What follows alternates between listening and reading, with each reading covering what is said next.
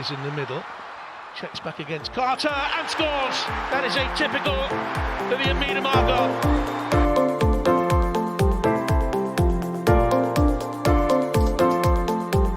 Quickly gets it back again. Oh, what a goal! Well, that sums up her season.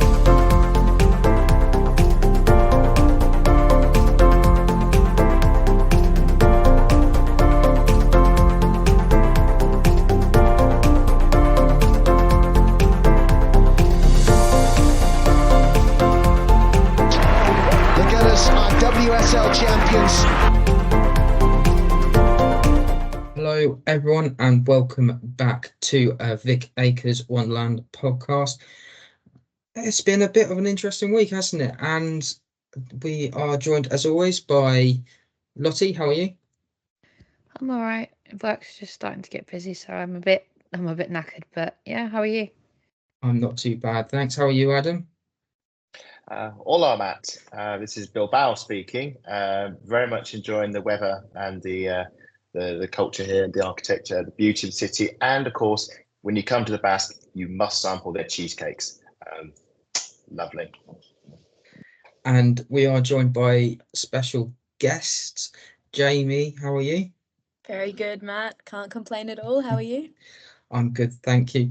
So usually when we have guests on, we'll have a bit of quick Q&A. So how did you get into women's football, and how's that? How you found it over since you've joined to where you are now? Yeah, I was in a really fortunate position growing up because back home in Australia, the attention paid to football is obviously very minimal considering how many other sports there are stealing that limelight. But my sister played when I was at a very young age, so she played for Melbourne Victory. So I grew up following her through the system. I'm watching the then W League, now A League, very closely. So that was a very fortunate position that a lot of my mates didn't have growing up watching football. So my journey definitely started with her, and it started watching her very closely. She was playing alongside like the likes of Steph Catley. So then that natural progression to Arsenal for me was very, very quick because it was someone that I had looked up to watching as a young kid, and then grew up into an adult and had followed that progression through. So yeah, I was in a very fortunate position of following the girls, especially. I didn't start following men's football, which I was very lucky about. So yeah, that was about it. Maybe that's something we could look at. How has our journey been since we've got in? I think I came in during the lockdown period watching the club teams. I started watching 2015, so a bit similar to you, Jamie, in the fact that but a bit different in the way that I've seen everything go. Adam, you've been going a little bit further than me, haven't you? Well, yes and no. So I became aware, which just sounds madness, the idea that you become aware of women's football. But men's football was how I got into it because that was on TV. And then I later learned that there was women's versions of the Arsenal team that I support, who win the FA Cup every summer, usually, which is quite nice, with BBC. But I didn't, whilst I had an eye on the women's team, it was never covered. So it would just basically keep an eye on them in the tournaments when the Lionesses were on. But I didn't fully commit to going to games and everything, and something I, in retrospect, am quite ashamed of that I could have done. But I didn't properly start going until after the France World Cup in 2019. And it was only after then that I thought, right, I want to commit to getting into the fandom and doing a bit more. And that led to a bit of podcasting, and that led to writing and doing a lot of writing. And then that led on to mapping in with the likes of Lottie and Matt on their podcast and doing more writing for other people.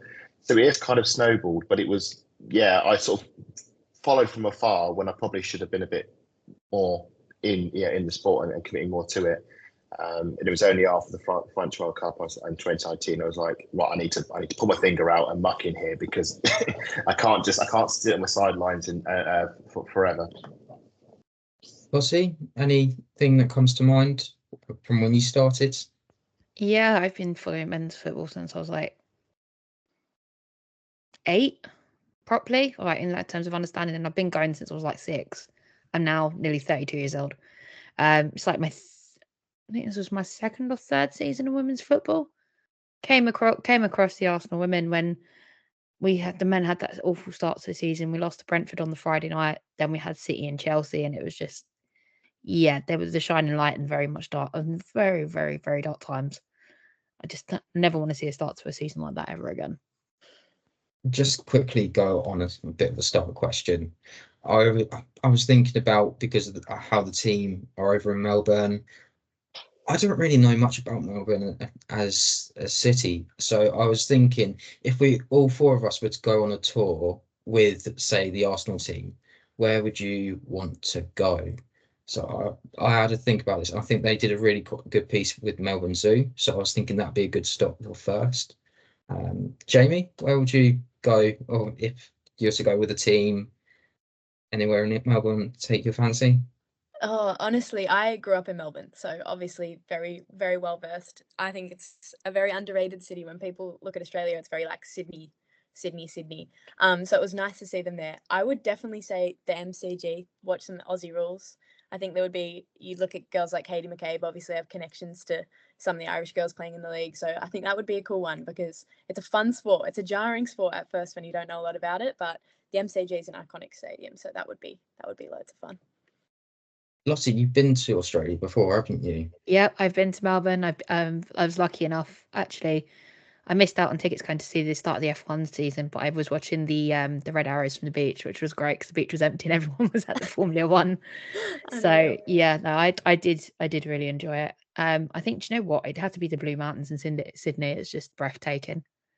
It's just something I'll never forget. And you've got the Three Sisters, and it's just, it's beautiful up there. Adam, anything? Well, I've never been to Australia, but my brother did recently, and sent me pictures of it, and it looks like a beautiful, beautiful country. And I think probably for us ignorant Brits, deceptively large. I mean, it's like you look at it as an island just off the other side of the world, but you realise actually it's probably as big as like Europe. Especially, you said every time I went to a new city, I had to fly to the other one. I said, really? Fly to? Yeah, it's ridiculously far away. So I've really got nothing to go on but his holiday snaps. I'd like to see them visit the Great Barrier Reef. But at the same time, tourism is sort of in part destroying it, so maybe not. Sydney would be great, got the Opera House. But I think what I'd like them to do is to visit the set of I'm a Celebrity, Get Me Out of Here, drop them in the jungle and make them do bush tucker trials. And I think that would be really good social content. I would like to see them do the eating trials. I think that would be quite good. You could make Kim Little, put her in the throne and have her rule the campsite. I think it could work quite well. And then you could have like video diaries in the video hut of like Beth or Leah talking about their campmates and so forth. I think it could work quite well. That is quite a good idea, but I don't know if they'll get away with that. If I'm honest. I know, I don't think they will. Especially with internationals coming up. But if they had Ant and Dec on, Ant and Dec taking the mick out of them the entire time, I think it'd be great TV. I'm a gooner. Get me out of here. Yeah, I think Katie McCabe would just dish it back to them twice as bad. To be fair, yes, she would. That would be comedy gold, though. It would. So we'll quickly move on to the news. Chloe Lacasse and Vivian Miedema have managed to get onto the Goal of the Season award contenders. So congratulations to them. Get voting. I think I have a feeling that where that vote's going to go. Is this the Arsenal Goal of the Month, or is this is the WSL? Right. So this, I haven't really been keeping in touch with the socials. So is the Viv goal the one against Liverpool? Yes, the goal against Chloe's is against Manchester United at the Lakeside Village. Right. Okay. Yeah, I can see me, Mark. I think we could know where that's going to go. Yeah. That's going to be a landslide. Yeah. Yeah. Yeah. So some old professionals as well as some current professionals, including Karen Bardsley, Izzy Christensen, Cheryl Edwards, Lisa Evans, Sophie Harris, Steph Horton, Sophie Howard, Kim Little, Sandy McIver, Elfie Manton, Beth Mead, Zakira Musovic, Sam Tierney, Leah Velty are all working together on their A licence. That's a UEFA A licence. Someone. Who? Did you mention Vivian Miedema? Yes, I have it on the list. Yeah. Matt's already listed moved off. on. He's already moved on. He's forgotten Oh all dear. about it. Too soon. Viv's on that Viv's in list. the past. Yes, Viv Viv is is on on that that list. list. I did see this Yeah. particular tweet from Tom Gary. Yeah. Gary. Yeah. So yeah, Viv is on that list. I was just waiting for it because the way he's done it, he's done Beth and then Viv. I was like, hang on a minute.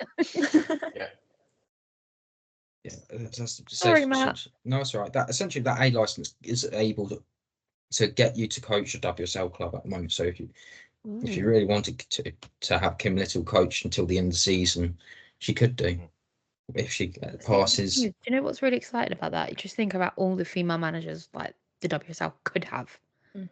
Like it gives you goosebumps. Like when I look at that list, the name that sticks out for me is Kim Little and Viviana Miedemar, because you just know they've got the analytical minds. I'd love to see them managing a WSL club.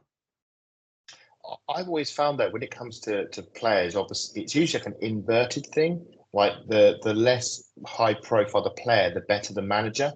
I think of some of the high profile players, you think they can just walk into management. Look at the men's side, Frank Lampard and Steven Gerrard.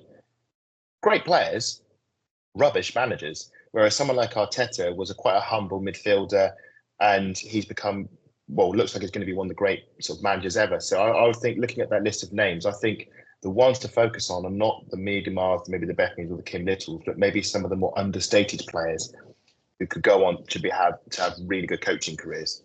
So anyway, that's the way I think it will pan out anyway. You never know; it might change it around, especially with. I am going to challenge that a bit. What about Xavi Alonso? How do you explain that? I'll say Xabi Alonso. Sorry, I know this is women's football, but I've just got to ask this question. I would say because he was great. But I would also agree that he was a really good footballer. But I don't think he was, let's say, in a Liverpool team, for example, Steven Gerrard was the main midfielder in that team. It wasn't Xabi Alonso. I think Xabi Alonso was a really good midfielder, but I don't think he was up there, in terms of profile, in terms of likes of Gerrard and Lampard. And that's again why I think he's doing rather well at Bayer Leverkusen, although they didn't win the Europa League final. So as we know as Arsenal fans, all good unbeaten runs must come to an end. I think it's great, and we should also add about this whole coaching thing is that it gives players a pathway beyond football. Something which a few years ago was sort of like your football career ended and then that was it. And unless you got into the media and did punditry, it's good that the conveyor belt, your career doesn't end when you stop kicking a football, and that's really important for the women's game. If I'm right as well, I think this is all a UEFA. I can't remember the word for it now. It's a UEFA idea to get more women into coaching, and it's really great to see because you see. Probably grassroots, it's probably dominated by men, and unless it's maybe a girls' team, you might see that a little bit more. Just going to go on to the news that the 3-line shirts that have with the British Sign Language shirts, they've been auctioned off. That is Mary Earps, Lotte Wubben-Moy, and Beth Mead shirts. That was the I believe it was the the warm-up tops. Thank you, Lottie. The proceeds will go to the Royal Association for Deaf People, so it goes back into helping people learn to sign language, which is great to see. Milton Keynes Dons. This was a bit of a huge one. They've revealed that they are releasing 26 of their players ahead of the 24 to 25 season. Only 19 of their players are going to be kept on.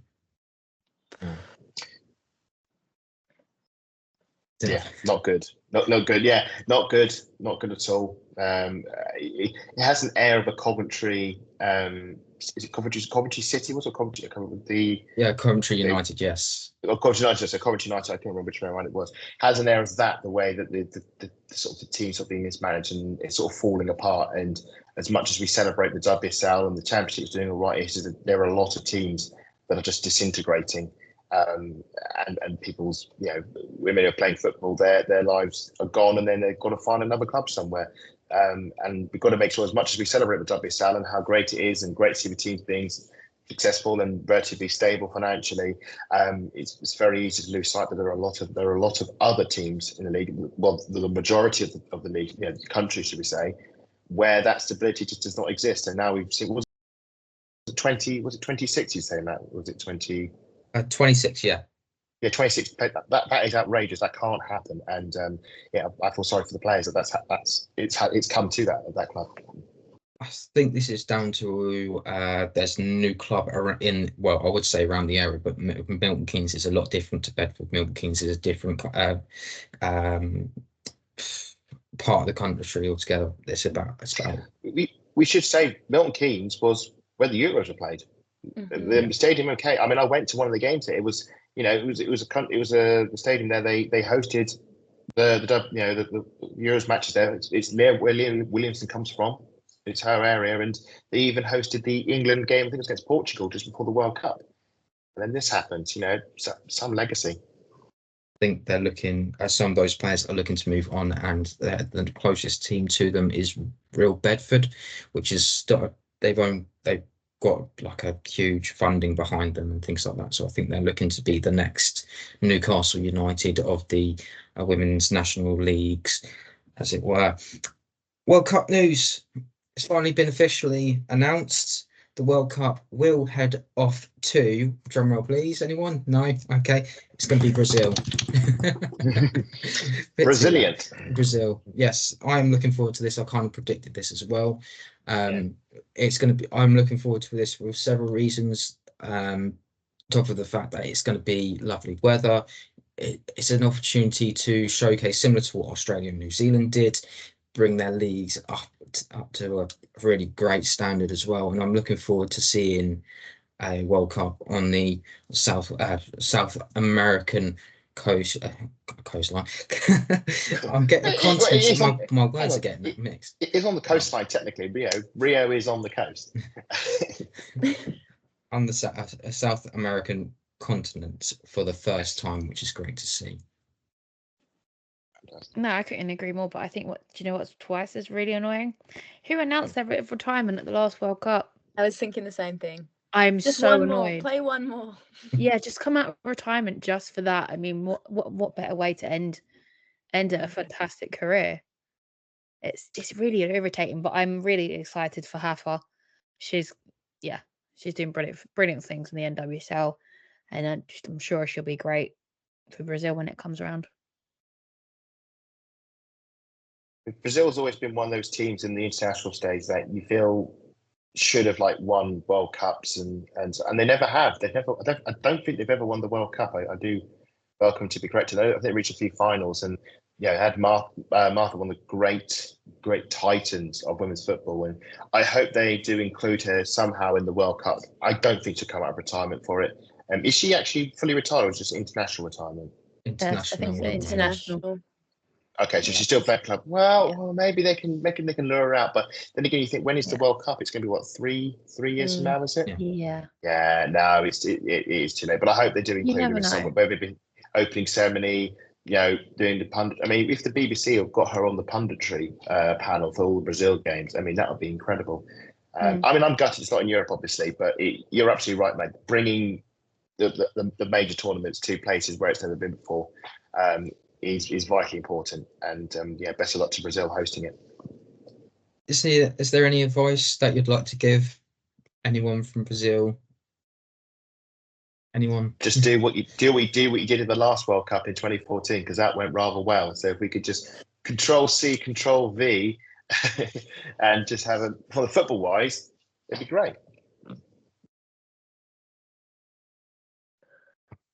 See, I think if you've got any advice, that's probably better than what Adam has given. Yeah, I just don't let the USA have it, please. That's all I want. And then sorry. The thing is, there's also that curse that's now transferred to the USA. When Emma Hayes wants something, she don't get it. So I think we're a bit safe with that, aren't we?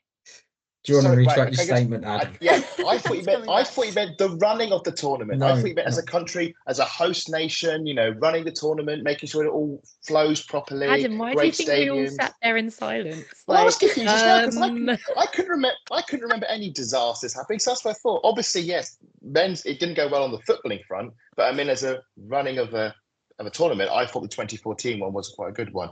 I thought you were talking about the performance of the Yeah, in the we were. semi-final. No, I was was thinking about it, not. and I was like, okay, this I is a was bit not awkward. talking about that, and I fully understand why there is such a shocked sort of response. Well, my response to Brazil is, you've never won the World Cup. This is the best opportunity, one of the best opportunities you're going to get. Look at England and the home Euros we had. Mm. We took full advantage of having home fans in the ground. It inspired the nation, and we end up winning a tournament. Brazil have never won the World Cup. This is a fantastic opportunity for them to do it. And like England, like we had with the Euros, it could inspire the nation, get the fans, in the grounds playing. I mean, hopefully like the Maracanã, the main stadium used, let's say, for the final, like we had Wembley, and it could then, beyond the tournament, win it.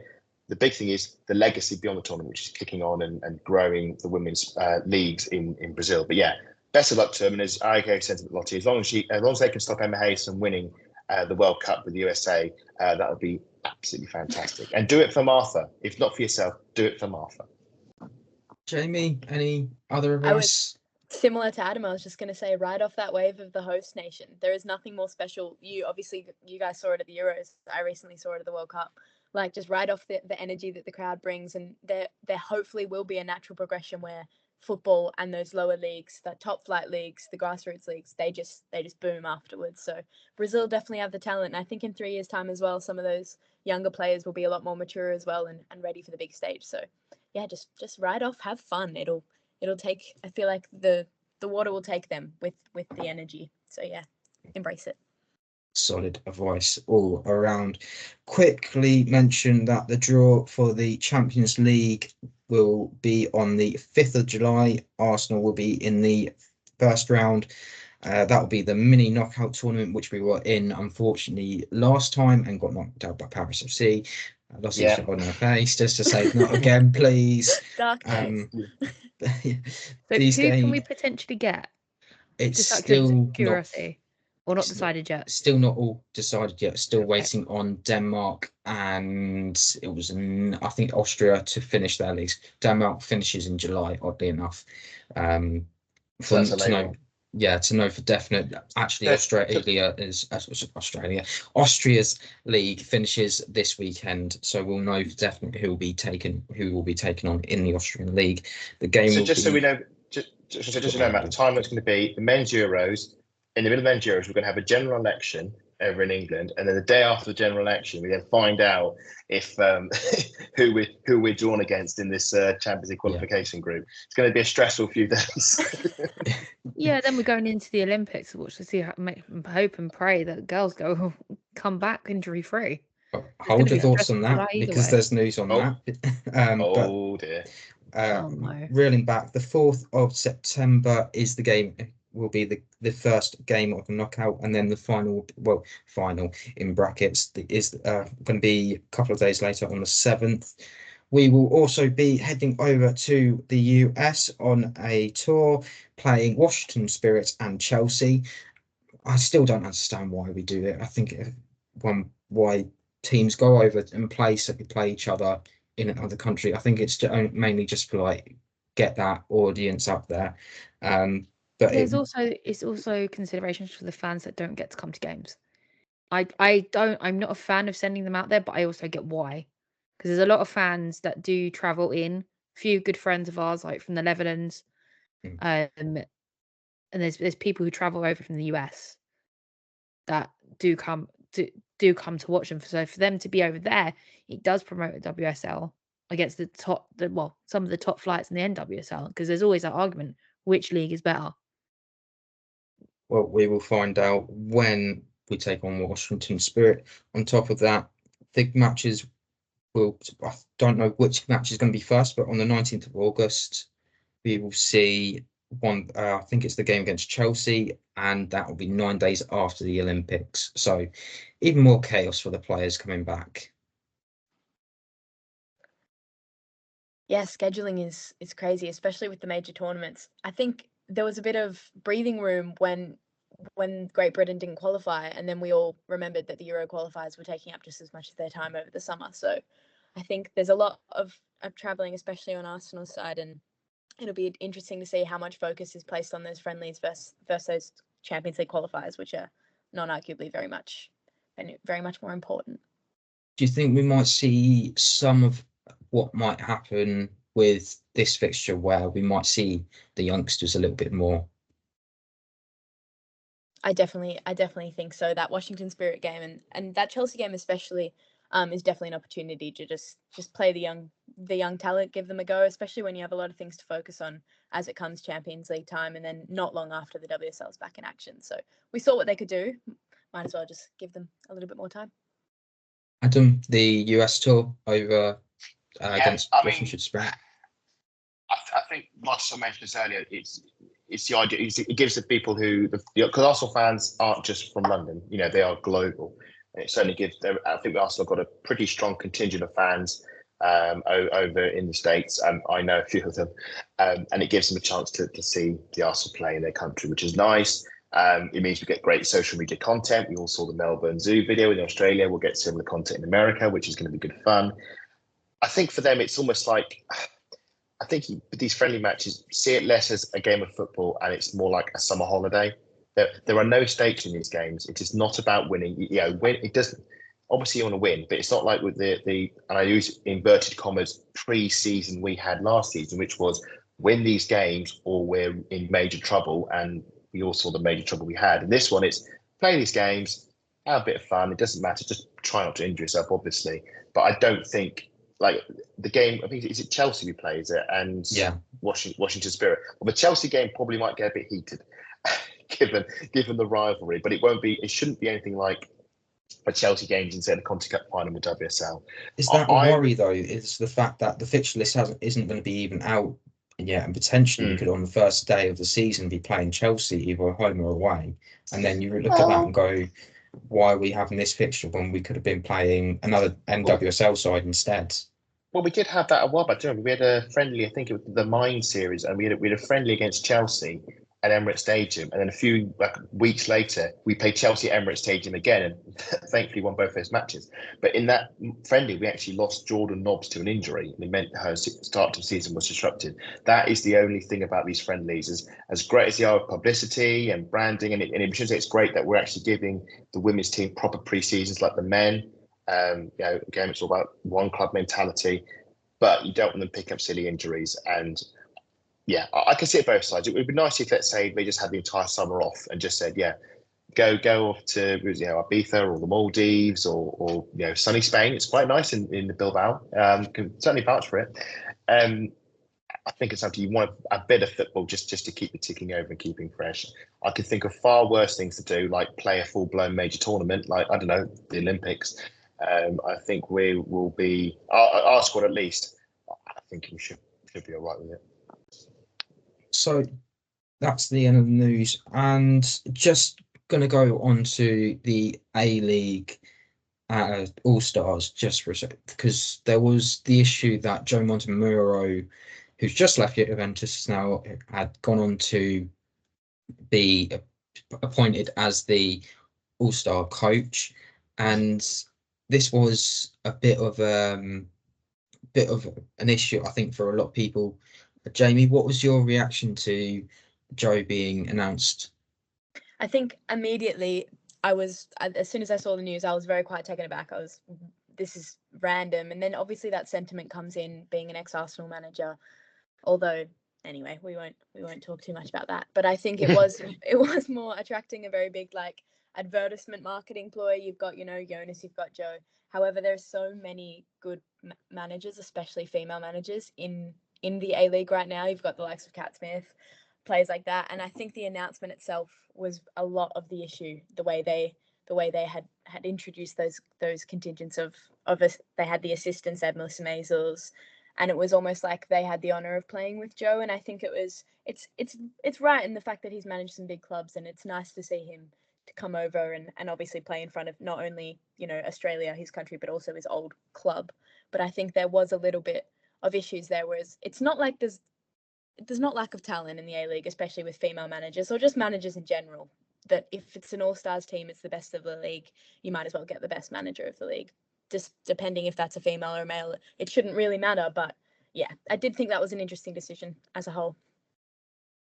Was there anyone that sort of stood out for you when the teams were announced? Yeah, player-wise. Yeah, player-wise, yeah. Definitely. I think there was a good mix. There was obviously your bigger ones that maybe haven't had the best season, but you've got your players like Kai Simon coming in, Tamika Gallup, that they're going to attract the Matildas centric crowd. So that was always a given. And I think there was also some really good inclusions that are finally getting the limelight. Kayla Morrison's a big one. Melbourne Victory captain, hasn't gotten a lot of rap when she probably should have. She obviously got to start as well. So there was a few players that were very exciting, and then obviously you got players like Courtney Vine, which stick out straight away because it's, you get to see Vine play against Steph Catley. That's exciting. It's not only marketable, but it's good football. It's entertainment. So, yeah. Was there anyone else was looking at watching? I was really looking forward to seeing Courtney Vine in that. I actually, as part of the goalkeepers union as well, it was nice to see Lydia Smith as well. Lydia Smith, oh my God, I've done it again. Lydia Williams. Thank you. I don't know where my head is today. I was going to say who? Been a long week. Yeah, I was thinking. Yeah.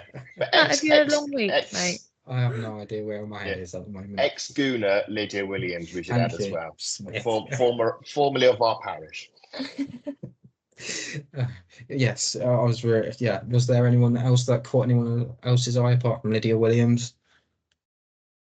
Not for me, because I didn't actually catch any of the team news. So just so people know, I was watching this in a pub.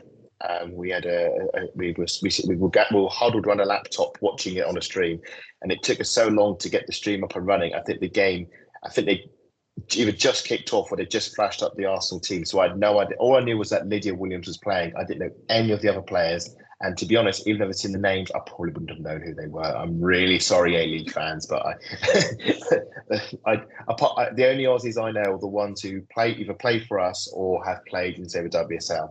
And that's it, really. Lottie, anyone? Yeah, I completely missed this game. I've literally seen the highlights. Yeah, the name that sticks out for me, just looking at this, is Courtney Vine. That's about it, I'm afraid.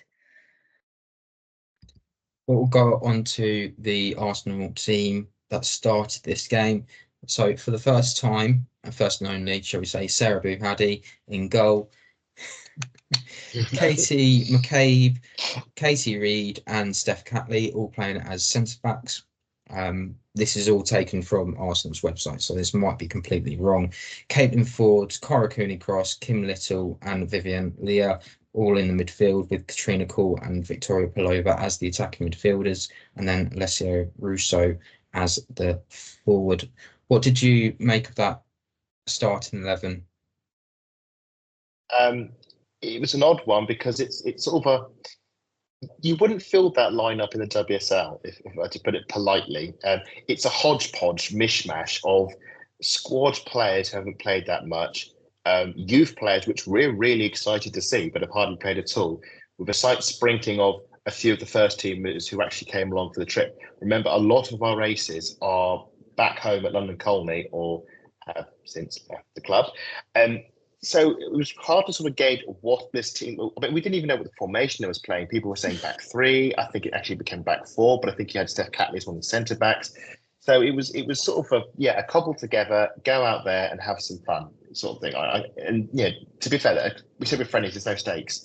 Obviously, as a Russo fan, great to see Russo starting, and great to see the likes of Ford, Cooney-Cross, and Steph Catley all start on their home turf, which is great. But the players I was excited to see were Katie Reid and Vivian Leah, because those are ones that we've seen cameos of them throughout the seasons. I saw Vivian Leah when we played London City Lionesses, and she looked pretty sharp. And we saw Katie Reid, I think at the end of the Bristol City game, and again she looked pretty good. So that was sort of more where my focus was, because I mean I would say Katrina Molecule as well, but we've seen a fair bit of already at Arsenal. So no, it was Leah and Reid was where my eye was drawn, and just hoping they would be able to step up and help the team. Jamie, any surprises there? I think as soon as I saw the 11, I was like counting midfielders. Like, how are we lining up here? So many. And then initially I was like back three, maybe Victoria Pelova will play as a right wing back. I was so confused, and then it seemed like it started as a back three, and then Vivian Leah went as a right back, and it was all very interesting. But immediately I was like, there are so many midfielders on this list, but I was also very excited Obviously the Aussies playing, but Russo was where my focus was. It was good to see her test out that back line. Lottie, would you like to see this formation being used next season, or is it just a no? Absolutely not. I'm afraid they, as much as I like the academy players and how good they look, they would be toast in the WSL. They've not got the experience. There's too many midfielders on there, and you sit there and look at that, and you just think this side needs Beth Mead. Chloe Lacasse should be starting for us, and it's just It was a bit surprising, to be honest with you, because I looked at the highlights and it was like 3-5-2. I was like, what? Mm. So it was. I don't think anyone knows what Jonas was thinking. I think we should say this was probably a formation not by design, but just by necessity, given the situation of the players he had available. But do you not think there's any chance any of those youth players could have a crack next season, like a breakthrough, like Leah, Reed, Godfrey, maybe in some cup games, but when the points count, and it only takes like 1 or 2 games to lose, and then you're out the title race. So I don't know. I'm not sure. I think we'll be seeing more of these young players in the US tour. I think a few of them. Well, we'll go into the game in a minute, but I would say from the off, I think a few of them actually did themselves a lot of credit. Anyone? I've gone to the subs as well. Naomi Williams, the goalkeeper. Emily Fox on the bench. Freedom Hudson Mornham on the bench. Chloe Lacasse. Taya Goldie. Freya Godfrey. Leah Harbour. Maddie Earl. That's it. Yeah. I was trying to make sure. Yeah, it's also, it does say bench. We were discussing in the pub, and we thought Naomi Williams should have maybe started. So we thought the only rationale with the whole Bahadi thing is that Naomi Williams will get given the second half, which thankfully that actually how it transpired. I think every sub did get used in the end. I think everybody did get a run out, which is what you want in front of you. You don't want to be that one player on the bench in a no stakes friendly who doesn't come on because then the writing's on the wall. So no, really good that we'll get onto the game that all those did get a run out, and I think there was a good exercise on some of the fringe players that we've got. If you have seen the game, you would have known that Newcastle were also playing just before, and they got trounced 8-0. So that's why the pitch was sort of looking very wear and tear, shall we say, and it did not look great, if I'm honest, because of how the pitch was looking. Yeah. It did look like there was a giant square of grass that they had to resurface as well, so it just looked very odd. I've never seen. I was gonna say, I think that pitch is probably used for a different sport. Jamie, you might be able to advise otherwise. Is it Aussie rules like football or Gaelic football, or is it one of those? It's Aussie rules. It's Aussie rules. They're mid-season right now. There is a game on that oval tomorrow. Right. It's not looking good, especially when you have Newcastle play. You have Arsenal play, and then you've got a game tomorrow. All 3 of those teams are just that's not good for anyone's player welfare because it looked awful. It was muddy and there was like lines from different sports everywhere. But yeah, it was interesting. Very, very exhibition match. Shout out to the San Marino Twitter feed who did a shout out to Newcastle United saying, "Can we arrange a game with them because they're at our level?" Clearly, I thought fair play to them. I'm not. That's a tour that's not gone well for Eddie Howe and Newcastle United, but thankfully our good Gunners did us a bit proud. Much prouder. Just to sort of show the chaos that was in that match, the first 2 minutes, Katrine Cole had a chance, the ball bobbles and it's just hitting every single player, and then she has a chance. Unfortunately, it goes straight to the goalkeeper. That was the sort of chaos that you could see. It's almost very Sunday League. I not mean to sound very harsh, but it was just one of those sort of pitches where you look at them and go, they shouldn't really be playing on that. It was Sunday League in more ways than one, because not only was the pitch awful, but the footballs were awful as well. I think we lost 2 footballs within the first 15 minutes or something. And we were watching on stream, the game kicked off and they were playing around, and suddenly the ref picks up the ball and we're thinking, there's been an injuries, there's been a problem. No, the ball's gone flat. I understand your WhatsApp. The balls go flat. Yeah. Oh my Twice. God, that's terrible. Yes, everyone was left feeling very deflated after that. Really punctured the atmosphere. Shambles. I know. I couldn't. We wouldn't. Yeah, what was it? If it was in WSL, they'd be saying, "Oh, that's pure Barclays." But yeah, it says a lot about the game. That I think in the first 30 minutes, the most interesting thing that happened was the balls failing on the pitch. The quality of the game, certainly in the first half an hour or so, was not good. Just in case of atmosphere, I actually really enjoyed the atmosphere because Yes. when there wasn't a lot going, you had London calling going off. You had North London Forever as well. Yeah, no, I managed to catch that on the highlights. It was weird to hear because obviously it's on the other side of the world, but it's also like, yeah, I loved it. I loved every moment of that. That was really good. Actually, a shout out to the Arsenal fans who actually made the journey down to Australia and those in Australia as well who came to watch the game. I know I've seen some of the pictures on social. There was a meet-up in the bars. There was a considerable Arsenal presence there. So fair play to them, and yeah, your support came through, much appreciated. Is it a bit different to an A-League game where there's still that atmosphere? Obviously, they've had a little bit more of an attendance figure, but it's still going to continue growing. Is that the idea, Jamie?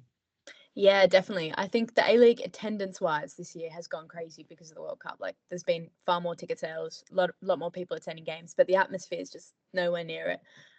You don't have people, those fans that have jumped on after the World Cup. It's really good to see the growth of the game in Australia. They've tended to pick a WSL club rather than an A-League club, so they're going to watch the A-League because they want to watch football, but they're not really supporting a team. So hopefully in the next couple of years, it's not only grabbing an international team, but it's grabbing a team in your backyard. And because that's the best part of the WSL, especially Arsenal, is the atmosphere they create. Players, opposition teams, everyone thinks that. So hopefully as that grows, it'll improve. But yeah, it was nice to see today, especially with Arsenal.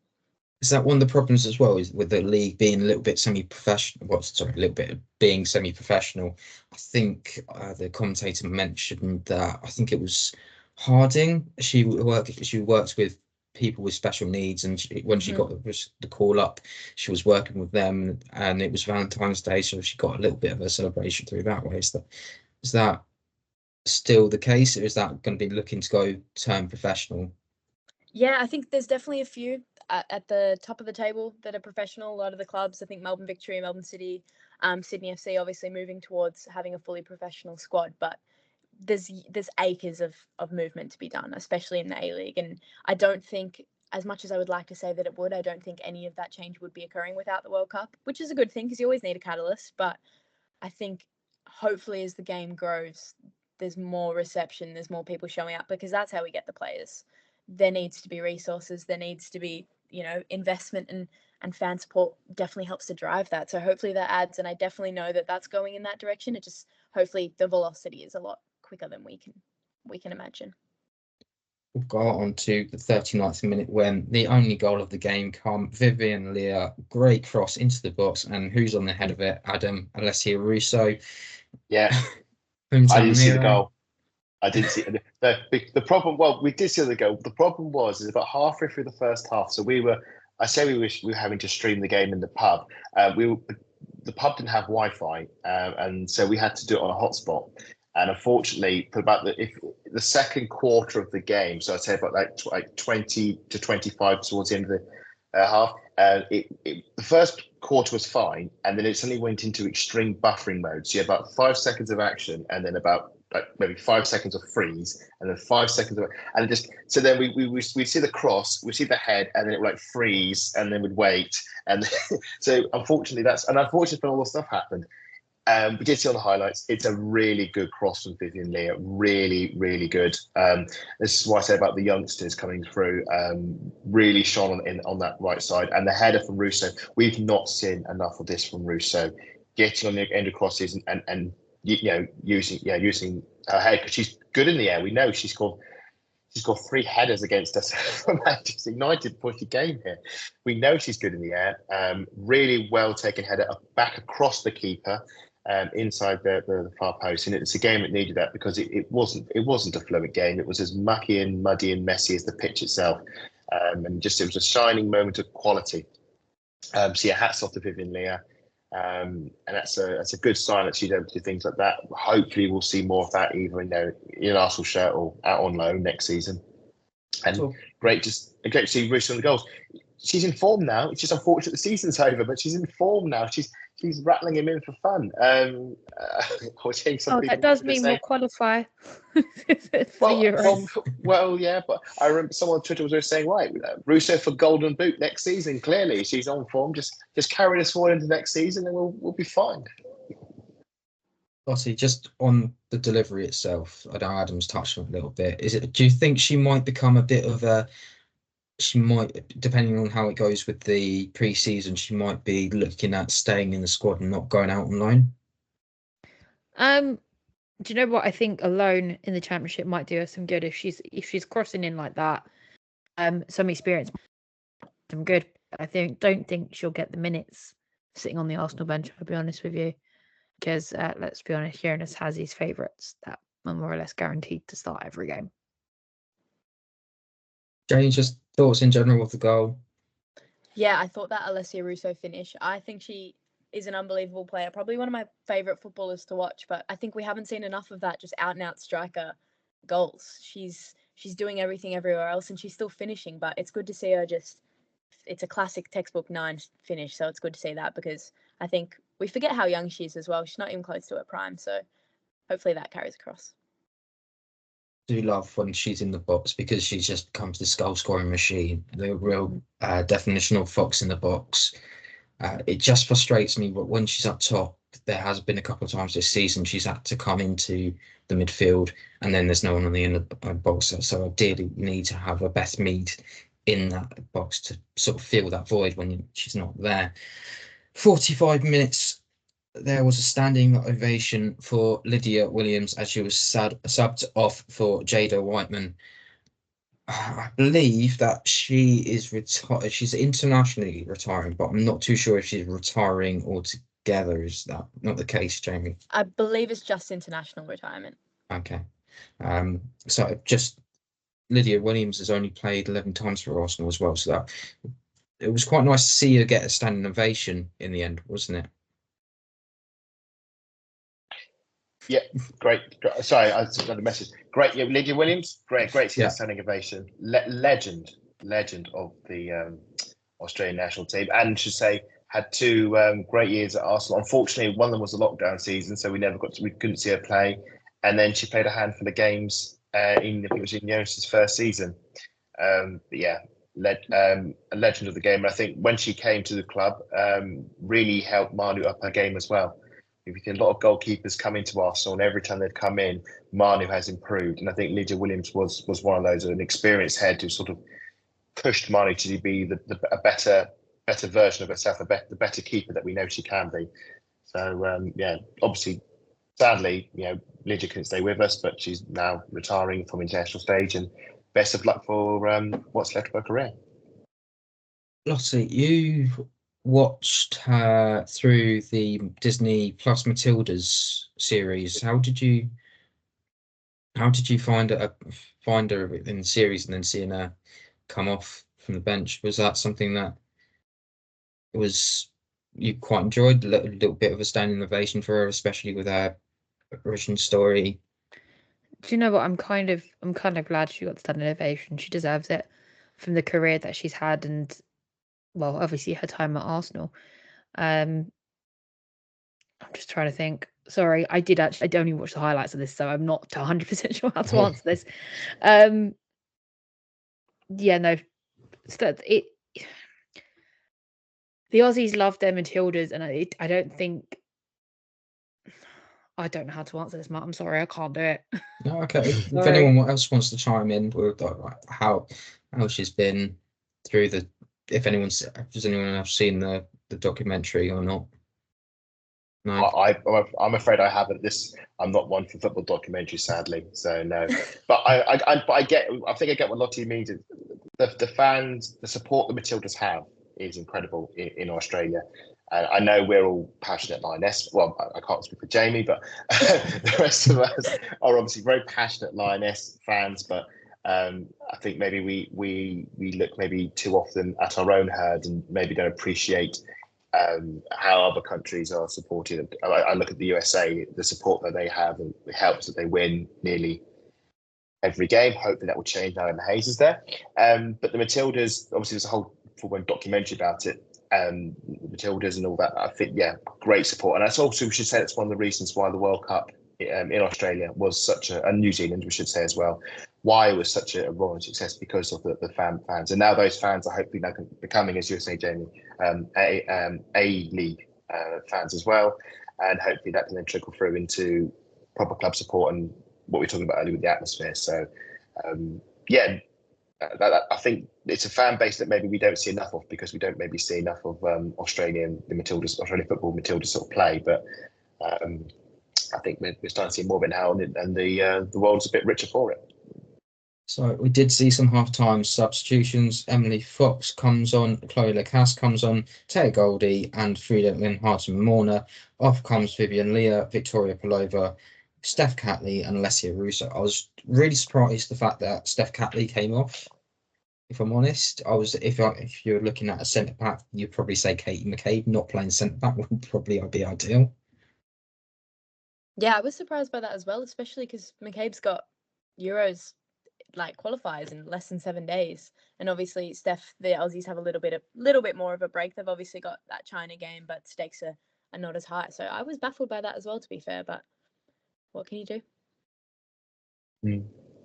What were the actual halftime subs, Matt? Because again, so we should say with the whole pub thing, we because the internet was getting such a hammering and we were struggling, we turned it off, and then when we turned it back on, I think we just kicked off, and we'd seen a handful of subs, but not all of them. So how many subs were sort of brought on at halftime? So Leah came off, Pelova came off, Catley came off, Alessia Russo came off, Frida Mahon and Lynn Hartman-Morning came on, Taya Goldie came on, Chloe Lacasse came on, and Emily Fox came on.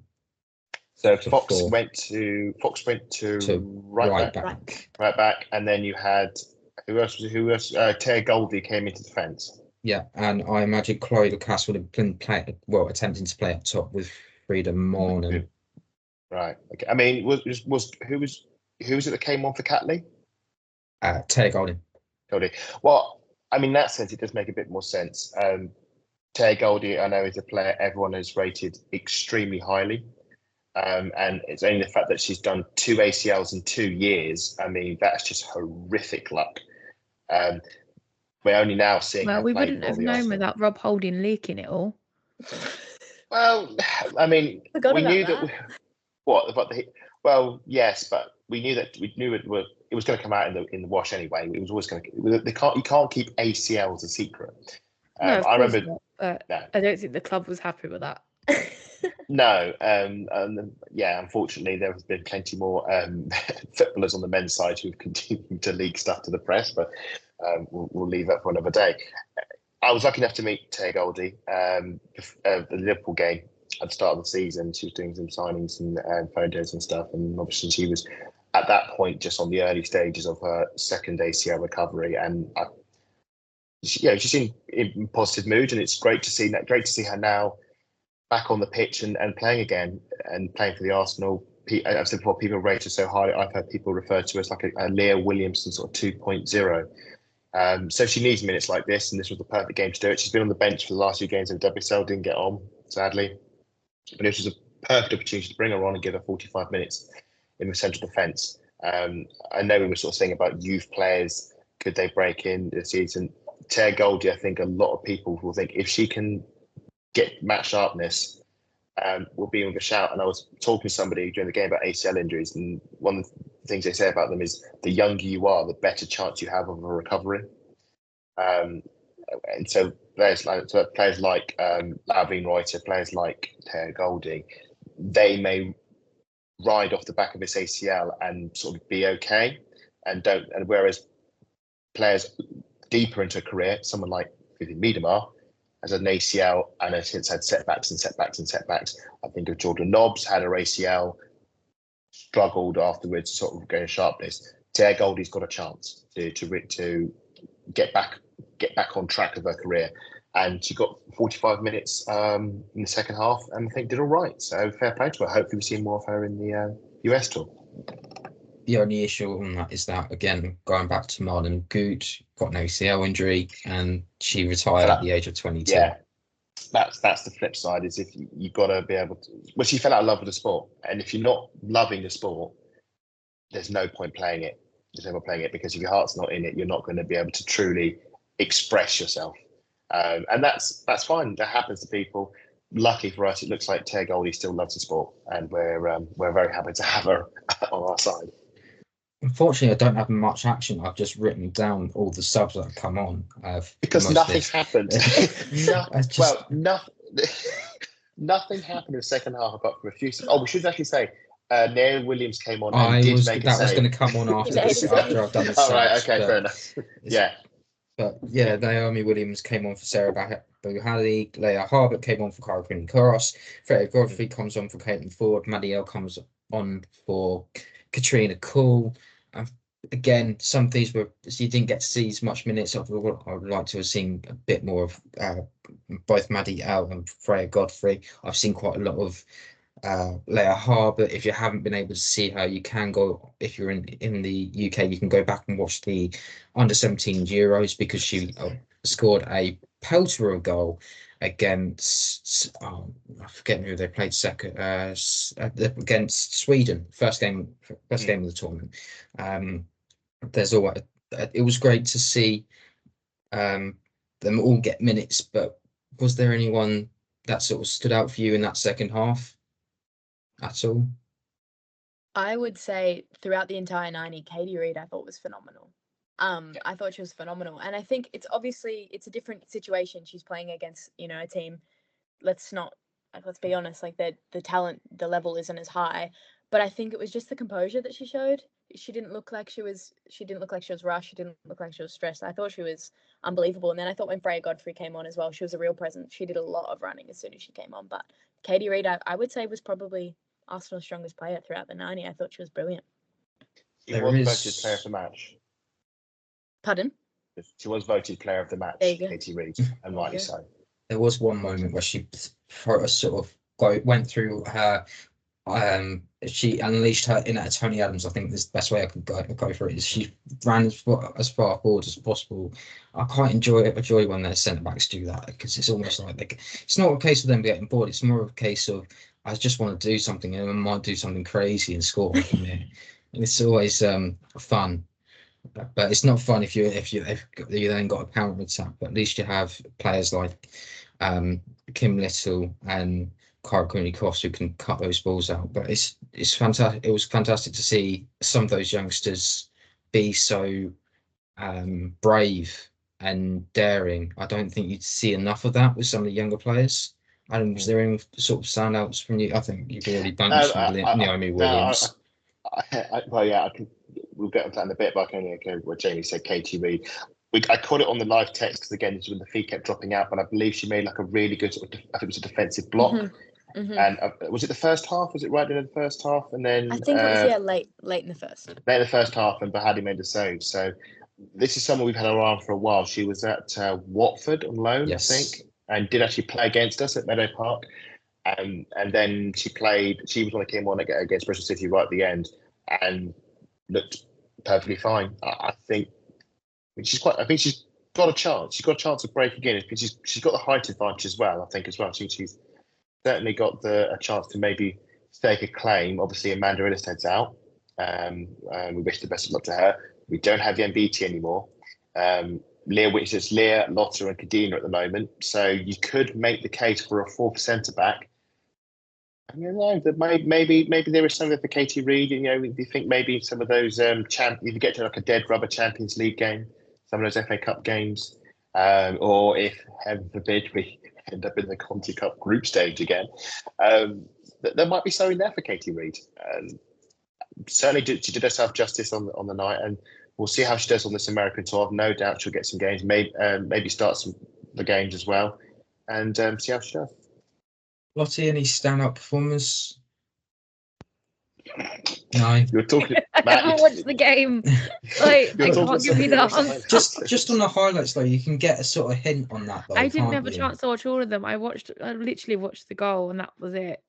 Because I was like turning up. So Fair I enough. can't answer that, I'm afraid. We should give we mentioned Naomi Williams should mention as well. She's been on the bench or she's been in the squad for the entire season, but she finally got 20 minutes to play in that game. And as we were saying, she did make a decent save, but it was a good save to keep it at 1-0 right at the end. So I was very chuffed for her that she had her moment on the pitch. Yes, Hannah Wilkinson. I've done it again. Hannah Wilkinson. Naomi Williams. Hannah Wilkinson. Oh, right. Gets a shot. Is running through on goal. She has the shot, and Naomi Williams full stretch, and she goes and saves 89 minutes. It was a fantastic save, and for someone to be, I think they were saying that she's been on the book since she was 16.